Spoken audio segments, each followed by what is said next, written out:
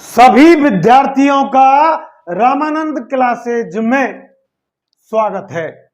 कल आपने फोर्स यानी बल देखा और संतुलन की शर्तें देखी, कंडीशन ऑफ इक्विलिब्रियम। आज हम द्रव्यमान केंद्र यानी सेंटर ऑफ मास और हम जो है गुरुत्व केंद्र और गुरुत्व केंद्र सेंटर ऑफ ग्रेविटी के बारे में पढ़ेंगे। तो आप जानते हैं कि कोई भी वस्तु निर्मित की जाती है तो उसकी एक ज्योमेट्रिकल एक्सिस होती है, यानी ज्योमिति अक्ष होती है। किसी अक्ष के परिध उसको निर्मित किया जाता है। तो सबसे पहले द्रव्यमान आप जानते हैं कि पदार्थ की मात्रा या सहती को उसका द्रव्यमान कहा जाता है। और भार, वेट, वह होता है जिस बल से वस्तु पृथ्वी की ओर आकर्षित होती है उसे भार कहते हैं। और जिस बिंदु पर भार केंद्रित होता है उसे गुरुत्व केंद्र कहते हैं, सेंटर ऑफ ग्रेविटी कहते हैं। और जिस बिंदु पर किसी पदार्थ की मात्रा या द्रव्यमान केंद्रित होता है उसे सेंटर ऑफ मास यानी द्रव्यमान केंद्र कहते हैं। तो एक सरल छड़ है, यानी एक पतली आयताकार छड़ है। इसकी ज्यामिति अक्ष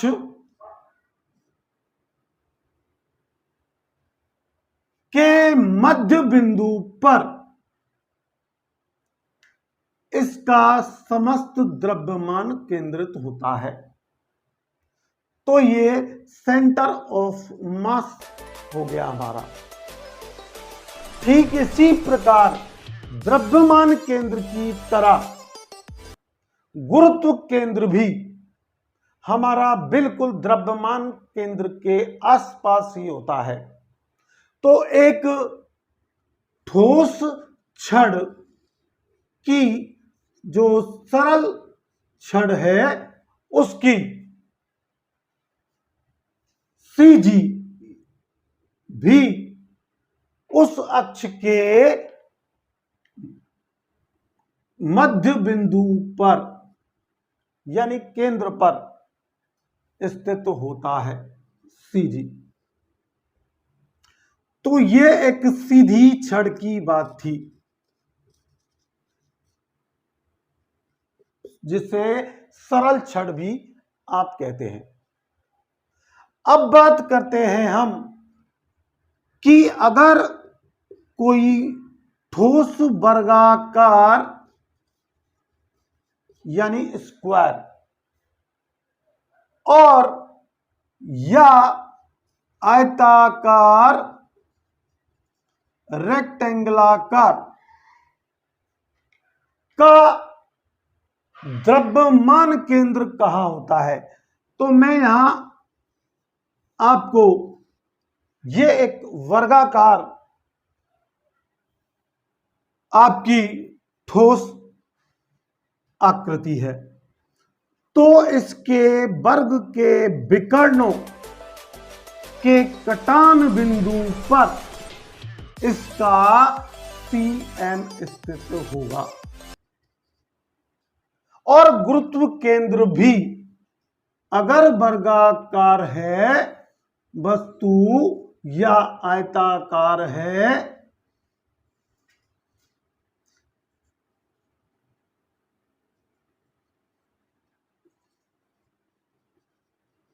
रेक्टेंगल है या स्क्वायर है। ये मैं यहां एक रेक्टेंगल भी बना देता हूं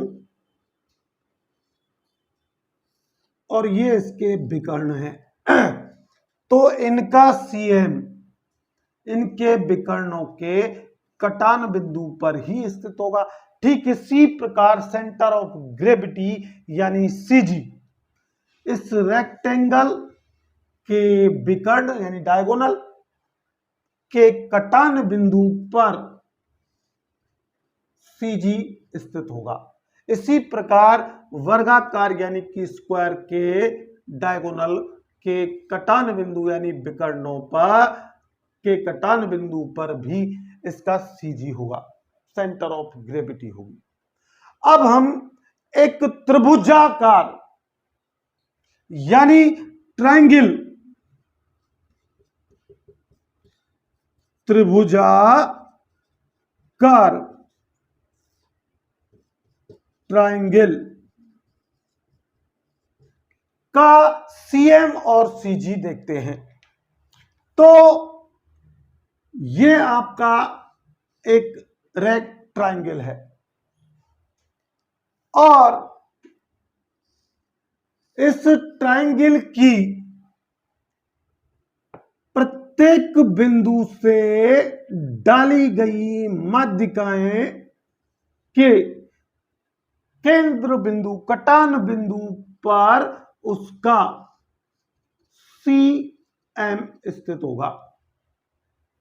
तो त्रिभुज के माध्यिकाओं के कटान बिंदु पर आपका द्रव्यमान केंद्र स्थित होता है। ठीक इसी प्रकार इस त्रिभुज में हम माध्यिकाओं बिंदुओं से माध्यिकाएं लें तो माध्यिकाओं के कटान बिंदु पर यानी केंद्र बिंदु पर इसका सीजी होगा।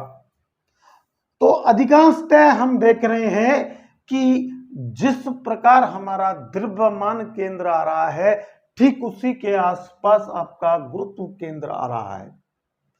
अब हम अगली और आकृतियों के बारे में बात करते हैं कि एक ठोस गोला है, स्फीयर है, तो उसका सीएम और सीजी कहां पर स्थित होगा। एक ठोस गोले का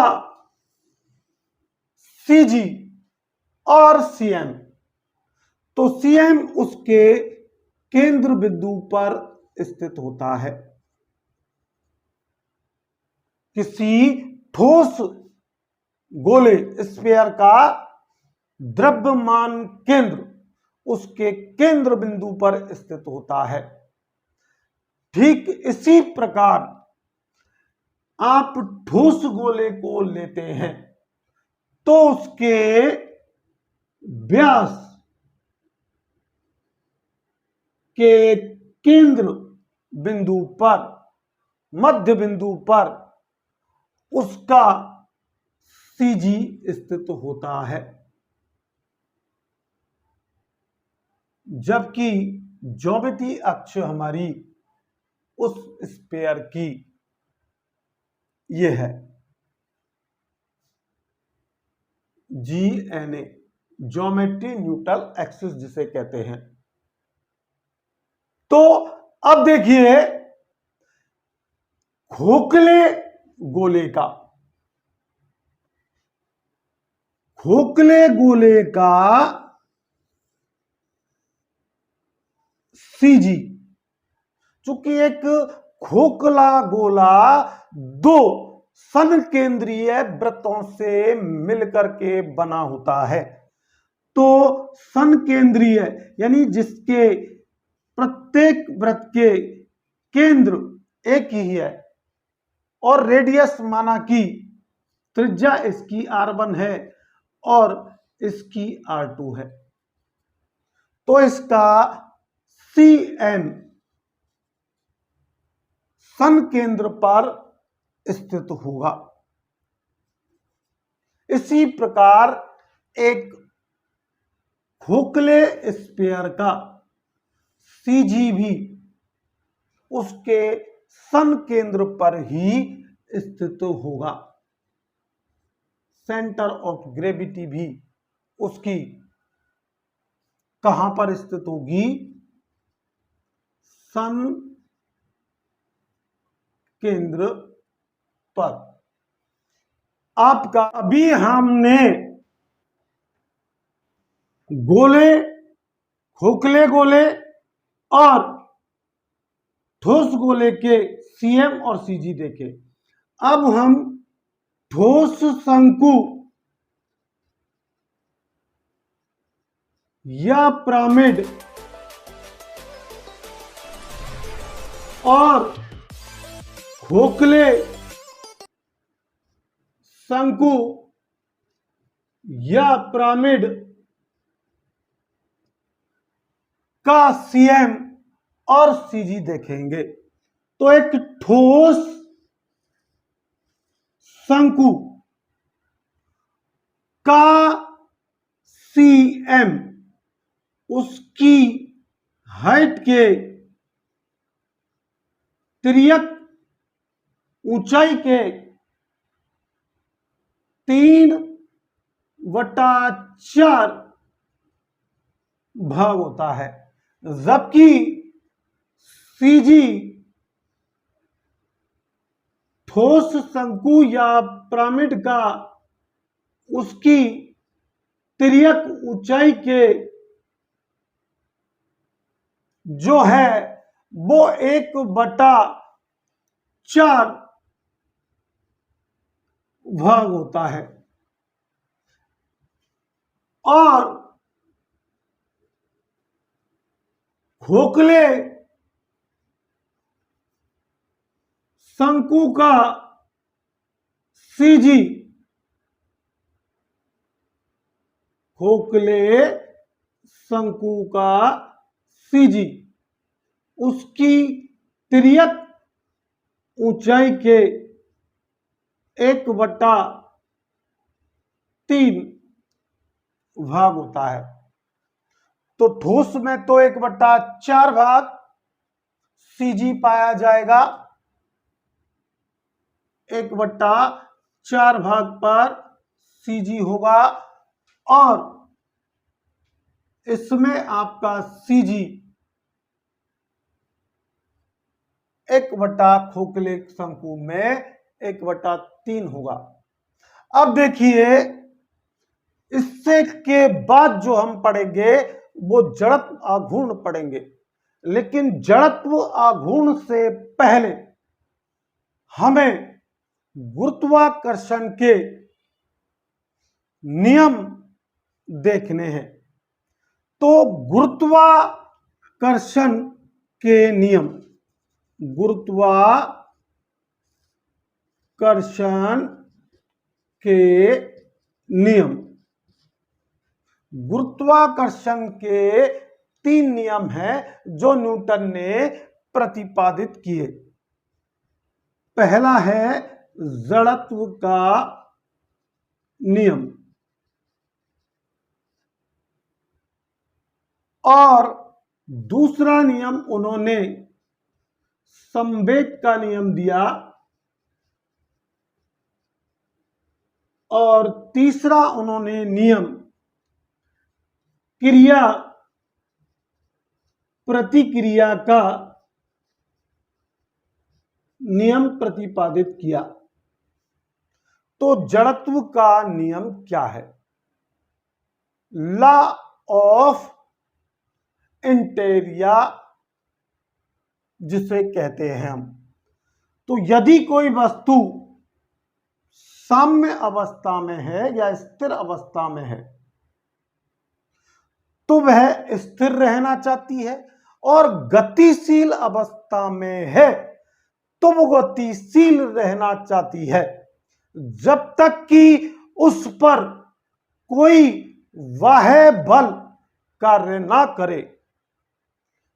तो आपने देखा होगा कि आप जब एक बस में बैठे होते हैं और बस में अचानक ब्रेक लगते हैं तो आपका ऊपरी भाग जो है वो स्थिर अवस्था में होता है और नीचे का भाग गतिशील अवस्था में आने के कारण एकदम आपको आगे की ओर झटका महसूस करते हैं आप। और अगर कोई चलती हुई बस से आप कूदते हैं तो आपका शरीर मोशन में होता है, गति में होता है, इसलिए आपको कुछ दूरी चलना पड़ता है, नहीं तो आप सीधे मुंह के बल गिरते हैं। वो लॉ ऑफ इनर्शिया के कारण होता है। अब देखिए दूसरा जो नियम है वो संवेग का नियम है। तो संवेग क्या होता है? किसी वस्तु के द्रव्यमान और त्वरण के वेग के गुणनफल को द्रव्यमान और वेग के गुणनफल को उस वस्तु का संवेग कहते हैं। तो किसी वस्तु पर लगने वाला बल संवेग में परिवर्तन की दर के समानुपाती होता है। संवेग में परिवर्तन की दर के समानुपाती होता है। यह न्यूटन का दूसरा नियम है। तीसरा नियम जो रिएक्शन और एक्शन का है, law of action and reaction, क्रिया और प्रतिक्रिया का नियम। प्रत्येक क्रिया के फलस्वरूप एक ठीक विपरीत दिशा में बराबर एक प्रतिक्रिया यानी रिएक्शन संपन्न होती है। तो जैसे ही कोई व्यक्ति नाव से कूदता है, आगे की ओर कूदता है, तो नाव पीछे की ओर जाती है उतनी ही जितना वो जाता है, यानी उसके कूदने की क्रिया हुई और ठीक प्रतिक्रिया फलस्वरूप नाव पीछे की ओर गई। तो आपने इस वीडियो में द्रव्यमान केंद्र, गुरुत्व केंद्र और न्यूटन के नियम देखे। कल हम जड़त्व आघूर्ण और मूवमेंट ऑफ इनर्शिया और कोणीय वेग, कोणीय संवेग, बल आघूर्ण इत्यादि के बारे में चर्चा करेंगे। तो लगातार हमारे चैनल पर बने रहें। चैनल को जिन्होंने लाइक नहीं किया है वो सब्सक्राइब नहीं किया तो सब्सक्राइब करें, लाइक करें और बेल आइकन का बटन दबाएं जिससे आपको अपकमिंग वीडियोज का नोटिफिकेशन प्राप्त हो सके। थैंक्स।